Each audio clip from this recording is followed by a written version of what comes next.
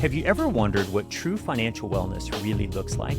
Not just having money in the bank, but building a life that creates community with the people you care about, is focused on being healthy in every aspect and having an impact? Welcome back to another episode of the Vital Wealth Strategies podcast. I'm your host, Patrick Lonergan, and today I'm joined by someone who's redefining what it means to live and plan with purpose. My guest is Mike Milligan. He's a purpose-driven financial advisor, educator, and entrepreneur whose story started in his family's small business back in North Carolina. Today, he's the founder of Ideas by Mike and One Oak Financial, one of the leading voices in client-centered, impact-driven financial planning. Mike holds both the CFP and accredited investment fiduciary credentials, and he's helped thousands of clients make sense of their wealth, extend their well-being, and live out their goals with clarity and confidence. What I love about Mike's approach is how he blends decades of expertise with empathy and a genuine focus on helping people design lives that reflect who they truly are. He has a gift for turning financial jargon into simple, actionable strategies that anyone can use, whether you're managing your first big windfall or building generational wealth. And before we dive in, if you're ready to take control of your tax strategy and start keeping more of what you earn, visit vitalstrategies.com/tax. That's where you can find the tools and insights to start building a plan that fuels both your business and your life. If this podcast serves you, I'd love for you to leave a quick rating or review. It helps more entrepreneurs like you find these conversations and join our growing community of vital thinkers and doers. All right, let's get into it. Here's my conversation with Mike Milligan. I'm excited about our conversation today. We've got Mike Milligan on the show, and we're really going to get into understanding about having a financial plan that we can all understand that really supports our life. Mike does a great job of really making it simple for people to understand their plan, have an audit of all the things they're doing, and make sure that people are on the right track. So, Mike, thank you so much for joining us here today. It's great to be here. Absolute honor. Yeah, thank you. So I'm just thinking about finance in general, and oftentimes it feels overly complex. I will go to an industry conference and not even understand what people are saying. You know, they're full of jargon and they're disconnected from, I'll say, the real lives that people are living. And then it can also feel overwhelming. You know, when somebody's talking to me in a certain way, I'm just like, now I'm uncertain about what's going on. I'm frustrated that my wealth doesn't reflect the life that I want to live. And then at the end of the day, I feel like our wealth should create freedom. It should help us improve our wellness and our impact, not create confusion, stress, or constraint. So thank you for helping us guide through these challenges here today. Well, you know, the industry is a setup, Patrick. I mean, it's everything that you mentioned about jargon, overcomplication. It's just a setup to make individual clients, small business owners, retirees feel like they have to have the company do the work for them, because otherwise they would be lost without them. And it is just simply not true. Financial planning can be a very simple complementary piece to an overall plan for your life that is well lived. Mm-hmm. Yeah, I love this. And I think about some of the authors that I've read. I like to read books, and J.L. Collins does a great job of A Simple Path to Wealth. And I appreciate his approach. Now, I think as wealth grows, I think it brings some complexity, even if, you know, you've set a bunch of these things up, and it can help to have an advisor in your life to like make sure you're not making some mistakes, especially when it comes to like things like Roth conversions and some of those other pieces. But I do believe our industry makes it overly complex. We make it sound like there's this is not something the average person should do, and they should, you know, lean on an advisor. But I on some hand, there's some people that probably should have an advisor. They think they're going to outperform the market with their stock picks. And unfortunately, the 300 million people in the United States, effectively no one has done that. We might be able to point to Warren Buffett, but even him, it's like, I would argue he's more of a business owner. All of the Forbes list is a business owner or a real estate magnate. So it's like, there is no, Who, by the way, everybody that's on that list that is a magnet, they found inefficiency Mm-hmm. and where it was able to turn massive profits because of finding the inefficiency. Yeah. Yep. Absolutely. And we own a fair amount of real estate, and we're always looking for the opportunity. The value is based on the cash flow. We find inefficiencies in the cash flow. We figure out how to force more cash to the bottom line, and the number starts compounding. So, Right. yeah, this is great. So, Mike, can you tell us a little bit about your background and how you got into finance and sort of putting the people first?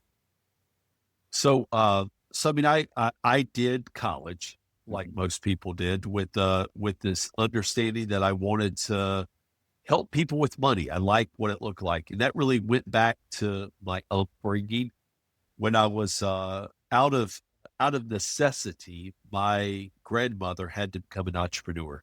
See, her husband, who owned a construction company, got diagnosed with cancer.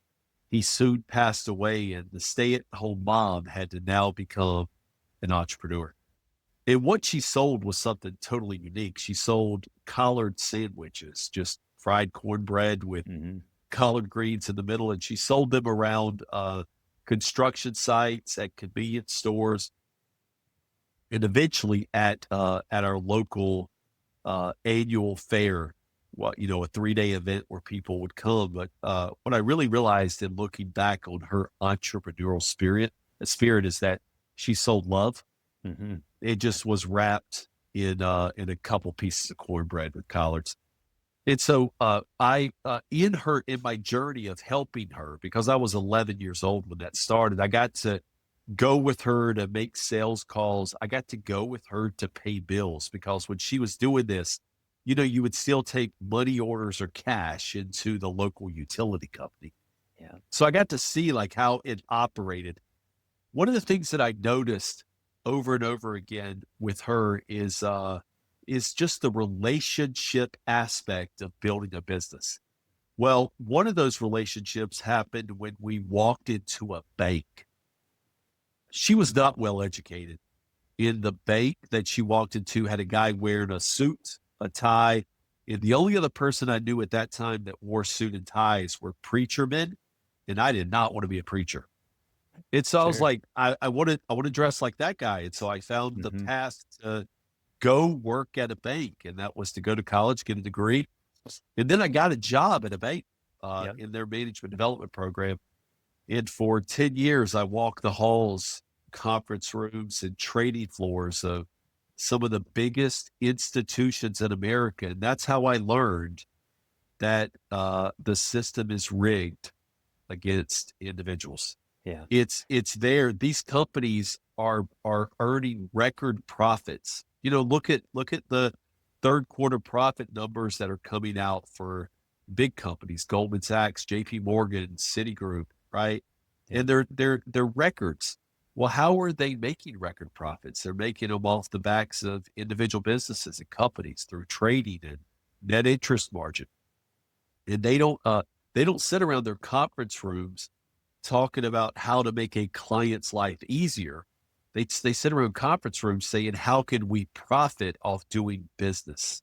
It's such an interesting concept, because many of the places that we trust with our money are breaching the trust because they're taking a greater share of the profit than what you're taking. Yeah.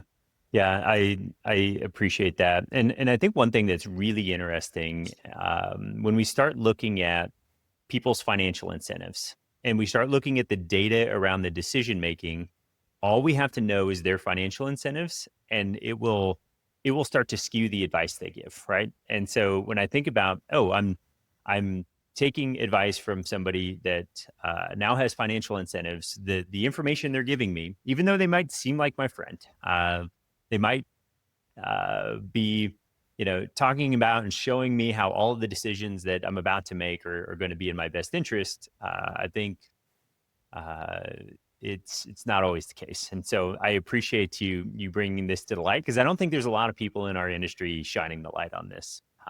Well, they don't. Well, the industry doesn't want to talk about it because the industry is a profit first industry. It's profit first. I have a motto or a mentality where it's profit with purpose. Mhm. And like if individuals, if entrepreneurs will take a profit with purpose mentality, the impact multiplies. The happiness is exponentially bigger. Hmm. Then the companies you work with, you use them for what they're meant for, right? You use a bank for checking, use an insurance company to play defense, right? Use an investment company to multiply your money, Yeah. right? By owning assets. And you don't blindly or illiterately go into a relationship without knowing what what the pros and cons are. Yeah. Patrick, people would never go into a surgery, especially an elective surgery, without knowing the pros and cons of that surgery. Right. But they do that every day with their money. Yeah. Yeah, I love this. So, if it's okay, can you start to unpack what it you have a book out, the one of a kind financial plan. Can you talk a little bit about what is that? What is this and how is it different than what I'm going to get if I walk into my local investment advisor's office? Well, I have two core beliefs in my life. One is to never miss a moment, Mhm. and number two, that everybody is one of a kind. Mm. And people that don't realize their uniqueness and try to do what everybody else tries to do, if they try to follow the herd, they're literally robbing this earth. They're robbing their community of the skills that they could bring to the table. Mhm. Um, and so I promote living a one of a kind life, building a vision. So when I wrote the book, it's from over 30 years of academic, being in academic, but being front and center with clients, Mhm. sitting across the kitchen table, looking at them in the conference room, hearing the struggles. Well, I basically boiled down that a financial plan has five key pillars. The first one is tax planning because that's the biggest expense you'll ever have in your life. And Yeah. there's hands down nothing more expensive in life than taxes. Yeah. The second one is retirement income. See, people my in my research and in working with working with thousands of clients, people have gotten the retirement world or they've gotten the use of retirement world wrong. Mhm. 401ks, for instance, were created to be a supplemental piece to pensions and social security. Yet employers have made that the primary source Mhm. of generating retirement income. And it puts all the risk, like the investment risk, the filling the retirement income risk back on the employee, the person that's putting money aside, and they don't really have time to understand what a proper asset allocation is, what a Mhm. proper investment structure is, how you actually turn income. And what we find is that when people get to retirement, they enter retirement with high levels of fear and anxiety. Mhm. And our book tries to alleviate those by actually walking you through how to create retirement income. Then we go to the third pillar is investments. Investments are overcomplicated intentionally. Mhm. They're not meant to be simple. And so if people don't understand them, they naturally gravitate to too conservative of an investment. And when they do that, they often don't get the returns they need to Yeah. retire. So investment system is kind of rigged. So we like to educate on investments. Mhm. And then the last two components of the plan, the last two pillars are long-term care and health care. Mhm. Like how does the current version of yourself take care of the future version of yourself? You notice I didn't say long-term care insurance. Yeah. I think insurance is oversold. Mhm. And I think through proper planning, you can solve for healthcare and long-term care needs. But the people who defer making those decisions, that's when they have to rely on insurance more and more. Yeah. And then the last component of the one of a kind financial plan is legacy. And yes, it is meaning that you have a will and a trust, but a legacy is more about experiences family heritage. It's about family secrets. Yeah.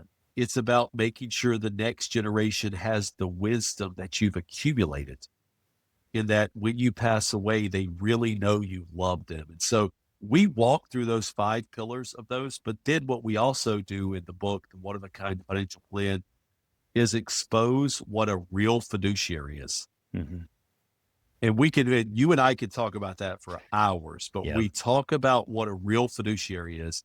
And then we give action steps for how to build vision for retirement, and then how to build your plan. Our book is a do-it-yourself guide Mm-hmm. that then you pick and choose the investors you pick and choose the advisors that Mm-hmm. you need to implement those, instead of blindly following an advisor Yeah. with whatever one size fits all plan they have. Yeah. Mike, this is great. So I feel like you're preaching to the choir here.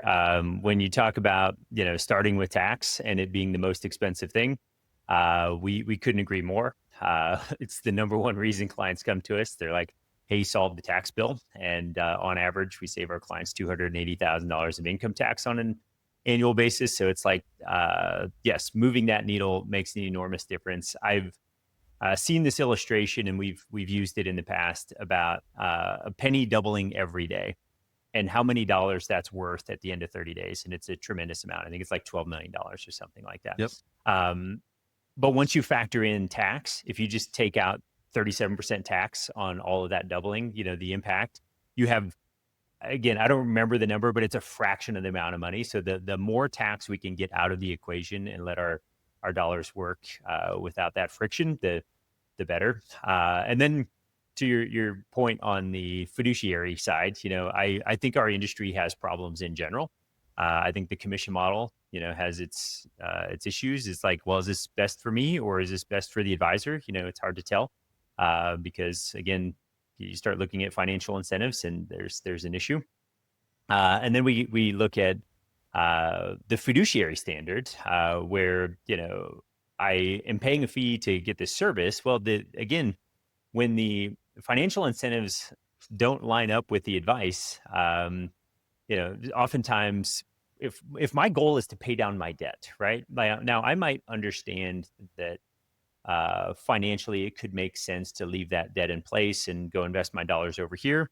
But there's also a peace of mind factor. There's also, my beliefs could say the scriptures tell us that, we're slave to the lender, and I don't want to be slave to anybody. So I'm going to get rid of that debt. And the financial advisor may go, hey, well, here's all the reasons why that's a bad idea, because you're going to have to pull money out of this account that I'm charging you on to do that thing. And I don't want my income to go down. So I'm going to advise you to keep those dollars in. And then the last problem I have with that structure in general is I'm paying the advisor based on the value I'm bringing to the equation versus the value that they're bringing to the equation. And it's like, well, this is an interesting approach. So, it would be odd if, when I brought my car in for an oil change, they said, oh, wow, this is a nice car, $100,000 vehicle. Like, we're going to charge you not based on the complexity of that oil change, but based on the value of your car. I'd be like, wait, time out a minute. What are we doing here? So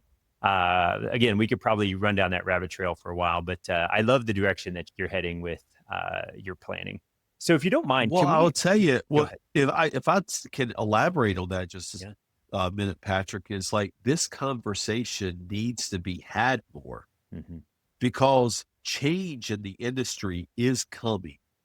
I mean, it's because as people have access to more information, they will make changes. My fear is that it's going to go too far too fast, where people start relying on AI to get financial advice. I was just actually reading an article in Rethink 65 that said, according to like Credit Karma, 82% of people under the age of 40 used AI for a financial question in the last 6 months.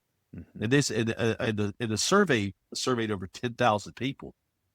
Well, 75% of people acted on that. So here we are again, right? Where we talk about the current system being rigged for the profits, right? Because everybody gets the same solution over and over Yep. again. And if you go to AI, guess what you're going to get? You're going to get the same solution over and over again. So like the difference between working with like corporate America and working with AI is human interaction, Hmm. because AI is, if you don't have discernment, right? And that's a word Yeah. we could also talk about for a long time. But if you don't have discernment, Yeah. all you're using AI, or you're working with, a blind advisor, all you have is a Google search, Yeah. right? It is Yeah. working with licensed professional people who, like you said, bring value to the table greater really than what you've ever got before, Yeah. to be able to grow wealth that otherwise is going some other place. Yeah. Yeah. And I do want to make a point. I am not opposed to profit. Like I don't think that's a problem. And like you said, like let's just make sure that we're like let's just make sure our values are aligned and that our Yes. incentives are aligned. Like I think that's where a lot of the issue comes. So That's why we talk about profit with purpose mhm. as opposed to profit first. Because listen, we have to have profit, right? Yep. In order to be able to have the lifestyle my wife and I and our kids want to have, we have to have profit, Yep. right? If we are like, if your firm on average brings $280,000 of value, Hmm. right, from tax planning, and somebody expects to get that for free, they are Yep. that's insanity. Yeah. That's Yeah. absolutely insanity. You Yep. know, you go out and pay that Hmm. $280,000. Right. Don't pay to have it done, Right. right? Yep. Yeah. Or try to do it like most of our clients. There's some aspects where you need the professionals to help execute. That are setting up the pieces. Maybe not. Maybe you can figure it out all on your own. But the time and energy it's going to take you to figure it out, you're better off, especially when you're running this multi-million-dollar business, to just focus your efforts there versus Right. get yourself bogged down in becoming a legal expert or a tax attorney on some niche strategy that you think may or may not make sense. So yeah, this is wonderful. I think you're right. We could be talking about this all day long. If you're serious about building wealth, here's the truth. You can't just earn your way to freedom. You have to strategize your way there. That's why I built vitalstrategies.com/tax. It's where entrepreneurs like you can discover proven ways to minimize taxes, keep more of what you earn, and use that money to grow your business and your life. Whether you're already scaling fast or just getting started, the right strategy can put thousands, even tens of thousands of dollars back in your pocket each year. So don't wait until tax season to think about your plan. Visit vitalstrategies.com/tax today and start building a smarter, more efficient path to wealth. So I really like the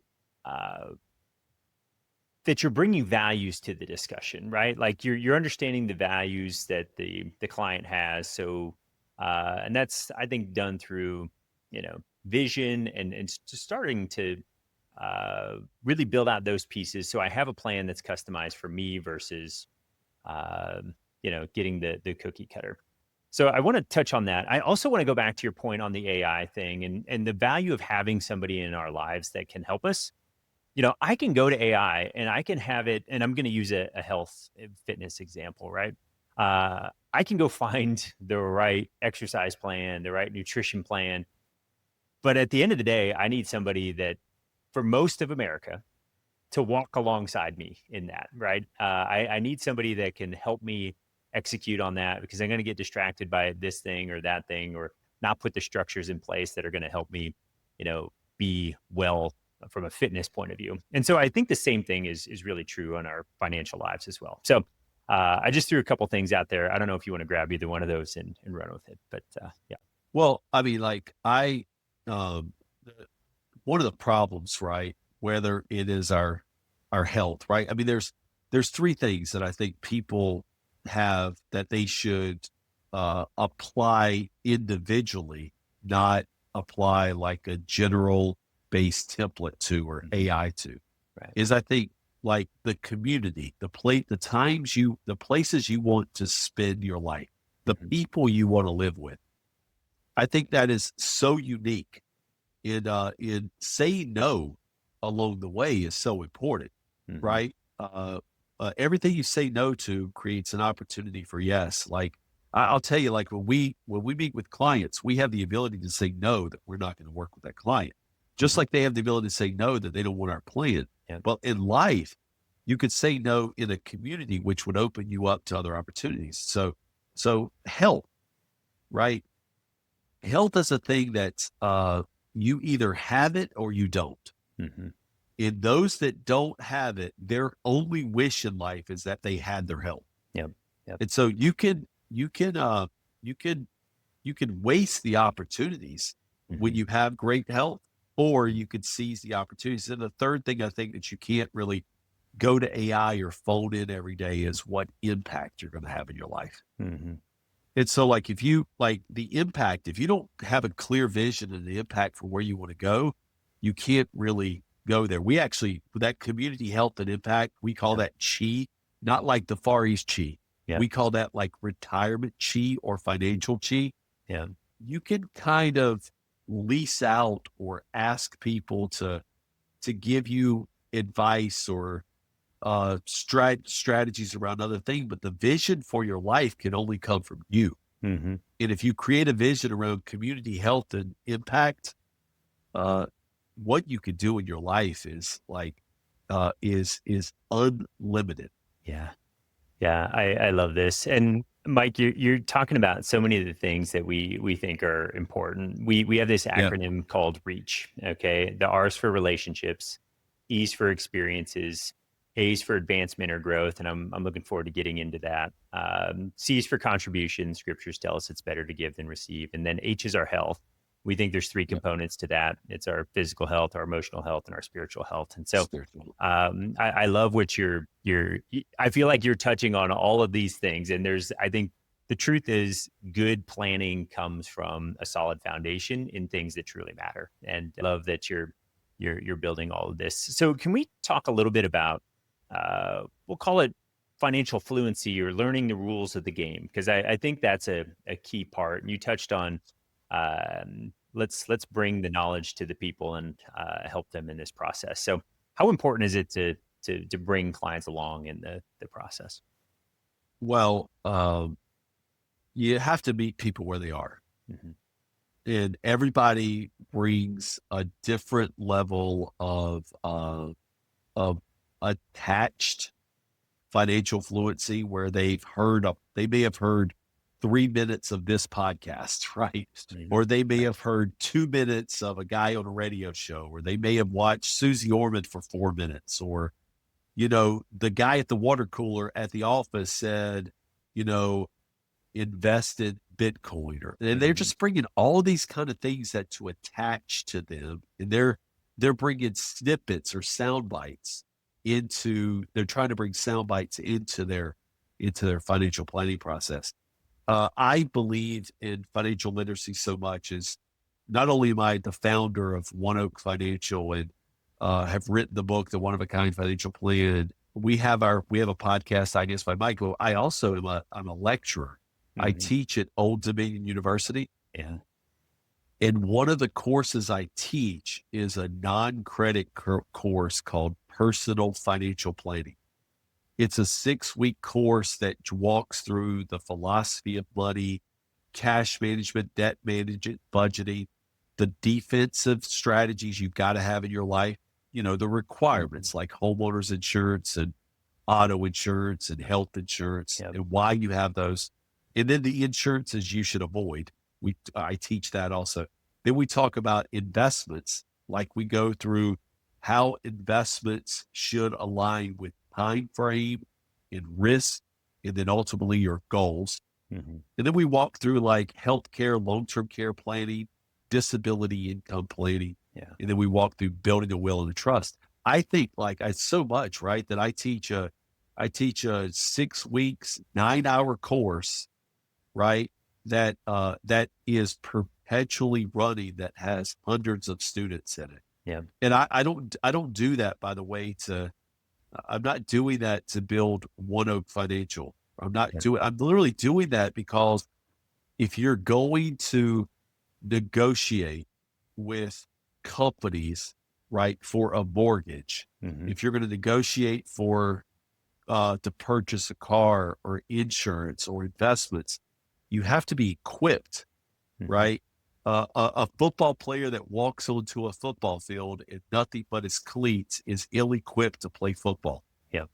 Absolutely. A person that walks into a meeting with a financial advisor and they're not equipped with Hmm. basic definitions and terms, they're going to be talked at Yeah. and they're going to blindly sign because of some other reason that makes no financial sense. Right. And I think you're touching on a critical thing.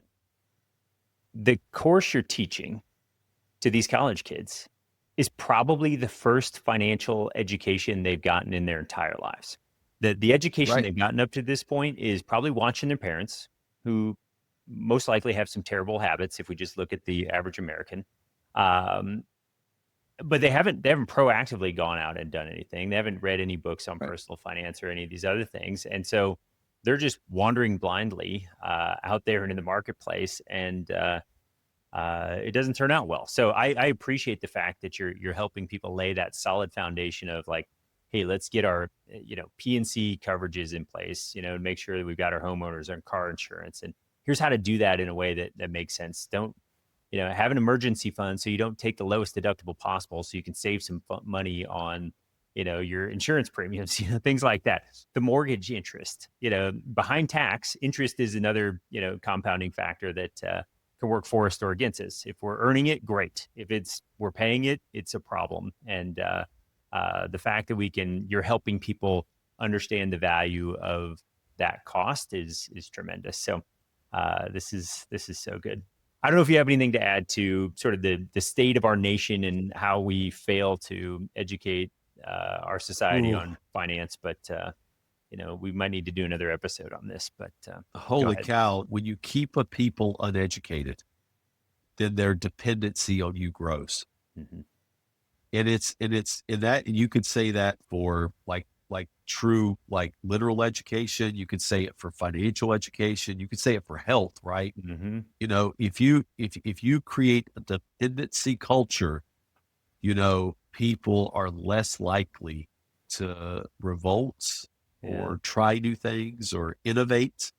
And so, yeah, I mean, from a financial standpoint, I do believe that you can't teach you can't effectively teach a teenager about money.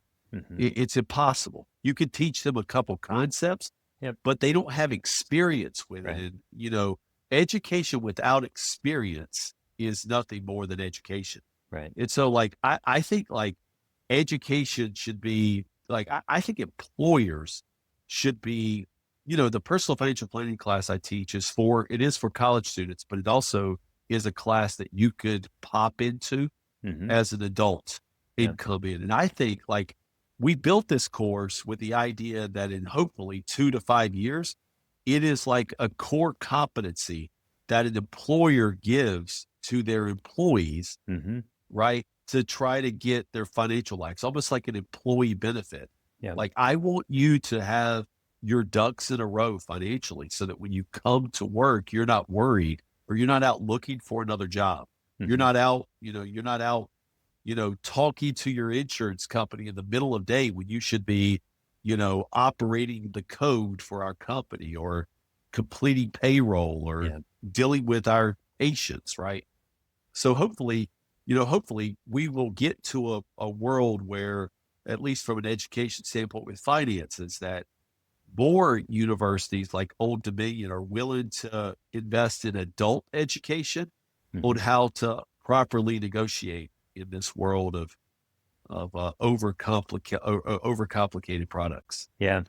I also feel like you've touched on this dependency thing. I mean, we could run down the avenue of healthcare and politics, and like, I think there's so many areas that we're sort of blind to. We've just kind of put on our blinders and assume this is the way it is, and we don't slow down and sort of look around us and go, "Wait a minute, why are I've been voting for that person for a long period of time, and actually my situation's just gotten worse, and so I don't know. Same thing with healthcare, man. It's like I don't know if I should trust the system that needs to sell me, medications and procedures to fix my health.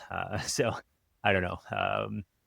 Again, whole different tangent, but I love what you're talking about there because it's so true. And if you open up your eyes and look around you, I think you start to see those things.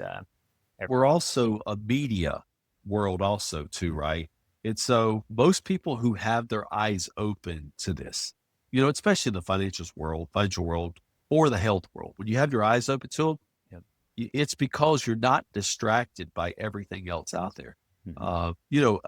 And listen, I'm a historian. I'm an academic who happens to be an entrepreneur, and it's a bad combination, Patrick. That's a awful because like I can bring some truth to a situation that most people don't. But if you look at every great civilization, 100% of them have failed eventually. Yep. And at the end of the failure, it is the entertainment era. When Rome started to fall, that's when they started gladiators. When Greece started to fall, that's when the Olympics started. And if you and you look where we are now, we have more entertainment options than we ever have in this country, right? From, you could stream. It would be impossible for somebody to get from the beginning to the end of Netflix ever in their life. Right. We have a joke. My wife and I have a cousin, and he retired recently after being in the military for a lot of years. And, it would be like, it'd be like 7 o'clock in the morning and he'd be up like at 5 because he was used to waking up at 4 or 5 to get to work. And Yep. so I'm like, hey, how's your day going? He's like, well, I got all the way to the end of Instagram today. Right. And it's a joke that he has, like, that he's bored because he doesn't have anything to do, but it's true, right? Bored people will consume, right? They'll consume entertainment at the expense of educating themselves and being independent in their own thought. Yeah. And we have to also understand that media platform is not doing it for free. They are selling my attention to somebody, and it's influencing me in probably negative ways. So I love this. Getting back to financial planning, is there anything else we should be talking about when I'm constructing my financial plan? What should I be paying attention to make sure that I'm on the right path? Well, the media in this world will also distract you in your financial planning process. I mean, there's the book that I wrote brings the attention to the things that you should be paying attention to. Like, for instance, taxes. We talk about that. Yep. But, then all of a sudden we will get in this culture of, if 10 people, or if one person walked into 10 financial planners, they're going to get 10 different financial plans. But the financial plans don't always highlight how they can help you. They highlight how everybody else can't help you. Because, you'll have these blanket statements out there that says something like, I hate annuities. I hate life insurance. I hate assets under management. I hate fee for service, right? And the reason people say strong things like I hate is because what they're really saying is my system is your way. I mean, people love that when they pass away that their families get tax-free money that wasn't exist. People love a guaranteed paycheck. People love not paying 1% of your total assets, right? And instead of you just pay, $2,000 a year, no matter how your assets do. Advice. People love that stuff, but the market will tell you that you hate it because they're trying to disillusion you to be what's there. The things that really matter in a financial plan is, number one, can you understand it? Number two, can you execute it? And number three, does it get you where you want to go? Yeah. That's like the basics of any good financial plan. We overly complicate it. Again, the more sophisticated you are as a person, multiple business owners, 8-figure net worth, tax bills that are 6 and 7 figures.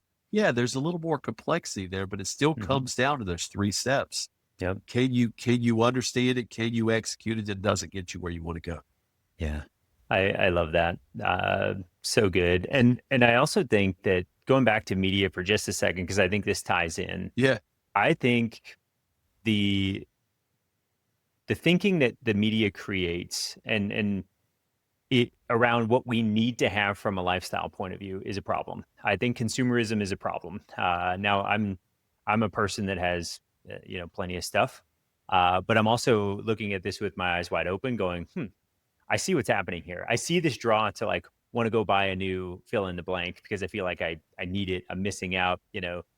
Keeping up with the Joneses is real, and so I think there's a level of this FOMO that screws up our finances and sort of ties us to not being financially free, ties us to a job or a career that we maybe don't love. Where man, if we had financial margin in our lives, it would be a lot easier. And I find, and I'm sure you do the same, it's really hard to plan for somebody that has no financial margin. If you're, and we've seen this with people making $2 million a year that spend 2.1 between their taxes and everything else. It's like, I can't help you.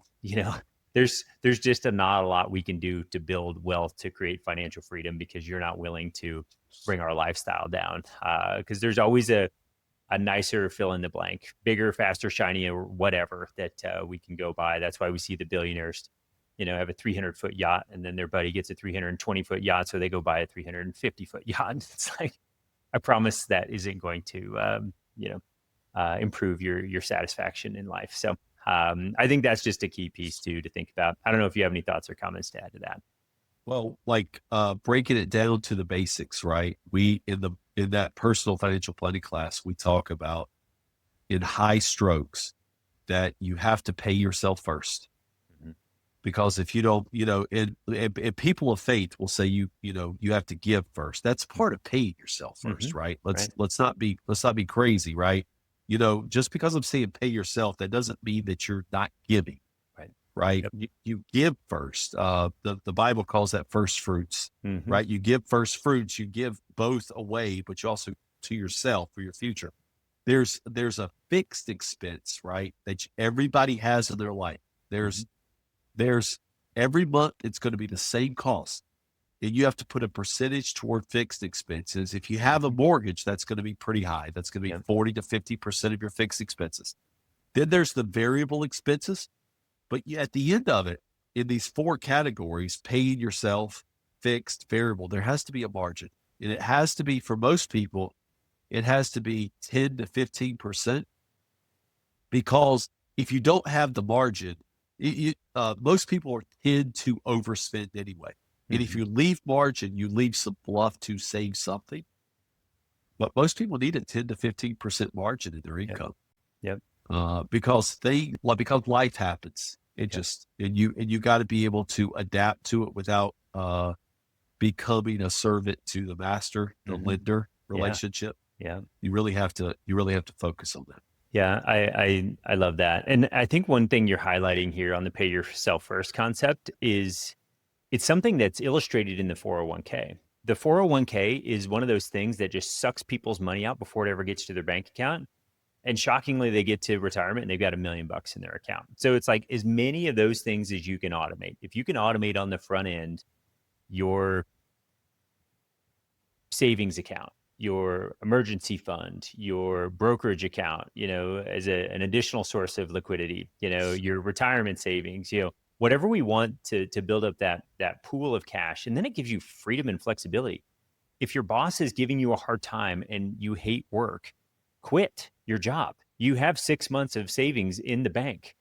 Now you can go find a new job that you don't have that stress and you don't have to worry about it. So I don't know. I think that that wisdom is really good to just pay yourself first. Find lots of opportunities to make sure that you're setting yourself up for success and not funding, We have yep, go ahead. we have mislabeled the emergency fund as the emergency fund for so long. It Mhm. is it's really not an emergency fund. It's a replacement fund, Mhm. or it's a freedom fund. Right. That's the two things it really is. I mean, we say it's an emergency, but emergencies are most of the time not emergencies. Yeah. Like you're like you need new tires on your car. Well, you knew as soon as you bought the car that you needed new tires eventually. Yep. The refrigerator goes out. Well, it's 16 years old and I've had it for 13 years. I knew it was going out soon, right? So it's Mhm. really the emergency fund's really replacement, but it's also a freedom fund, like you said. Yep. Like if something is not going right in my life and I need space to get it right, it allows me the freedom to not to step away from a situation, Mhm. get it right, use my freedom fund to be able to get back into, revenue producing activities. Yeah. This is great.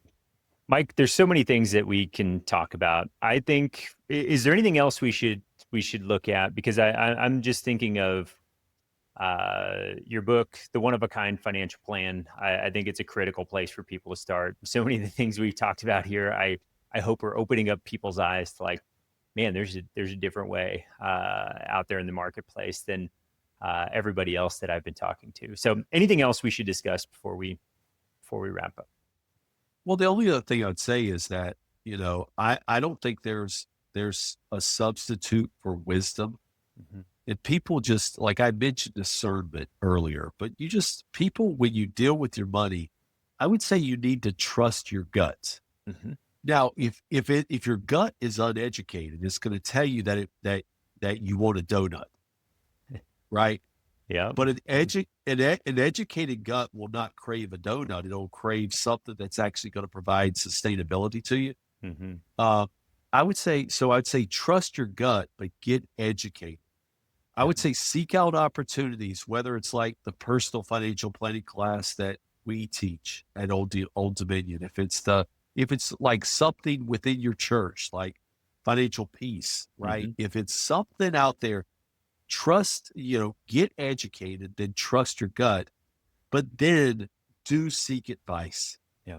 But seek advice that is on your terms, that is not on the terms of the person sitting on the other table. And if the person is not willing to fully explain how they Hmm. get compensated, don't sign anything. Right. Yeah. Yeah. When they say there's no fees, they're not doing it for free, right? Somebody's paying them somehow, some way, and yeah, that's so good. So I think some other resources people should check out: ideasbymike.com. You've got so many good links to your media there. I think that's fantastic. And then we've also got oneoakfinancial.com. If somebody's listening to this Yeah. going, hey, I need some help, I need somebody to point me in the right direction with my planning, I think that's Yeah. fantastic resource. Anything else that people should be looking at as I far as? I would just yeah, I just say Ideas by Mike is my podcast. So like if you Mhm. want to hear more interviews like Patrick, I'll probably have you on my podcast now, Yeah, that'd be right? fun. Because I think that make a lot of sense. Is Ideas by Mike is the podcast. One Oak Financial is the number one, Mm. oakfinancial.com. So don't spell out one. It's the Yep. number one because you are one of a kind. It's the number one, oakfinancial.com. And then if you want to know more about me, like we talked about, like the book, or if you want to know about like personal financial planning course, just go to mikemilligan.com. So really a couple different outlets to connect with what we're doing to try to help people live a one of a kind life. Yeah, this is great, Mike, and we'll have links to all of that in the show notes. I think that is fantastic. And there's just a few things. When I think about the stakes that are at hand, if we don't take action on these things, we'll just continue to feel overwhelmed by the complex financial systems out there, which exposes us to risk of making poor decisions and costing us freedom and wealth and well-being in the long term. And then we're just living a life disconnected from our true values. Where on the opposite end of that coin, I think about success. We've got clarity and confidence and peace of mind. I think that's what we're all looking for anyway. we've got financial strategies that we understand and we can implement that really supports this one of a kind life that we're building. And then we get to enjoy the wealth. We get to enjoy the health and the impact and the community that we're creating. And I know I've got those in the wrong order. It's the community, the health, and the impact, the chi, which I think is great. And so I love the work you're doing. I think this is important. I think this conversation matters for our industry. And I really just appreciate all the good work you're doing. I appreciate you too. Thanks for having me on today. Yes, you're welcome. Thank you. Thanks so much for joining me for this conversation with Mike Milligan. I hope it gave you a fresh perspective on what it really means to build not just wealth, but well-being. Because your financial strategy aligns with your purpose, everything else starts to click into place. If you got value out of today's episode, it would mean a lot if you shared it with someone who could use this message, and if you left a quick rating or review wherever you're listening. It helps more entrepreneurs find the show and become a part of this community. And if you're ready to take the next steps in your own strategy, visit vitalstrategies.com/tax. You'll find resources, tools, and proven frameworks to help you minimize your taxes, keep more of what you earn, and use that wealth to build a life that truly fits you. And remember, you're a vital entrepreneur. You're vital because you're the backbone of our economy, creating opportunities, driving growth, and making an impact. You're vital to your family, building abundance and freedom in every area of life. And you're vital to me because you're committed to growing your wealth, leading with purpose, and creating something truly great. Thank you for being a part of this incredible community of vital entrepreneurs. I appreciate you. Can't wait to have you back here next time on the Vital Wealth Strategies podcast, where we help entrepreneurs minimize their taxes, master wealth, and optimize their lives.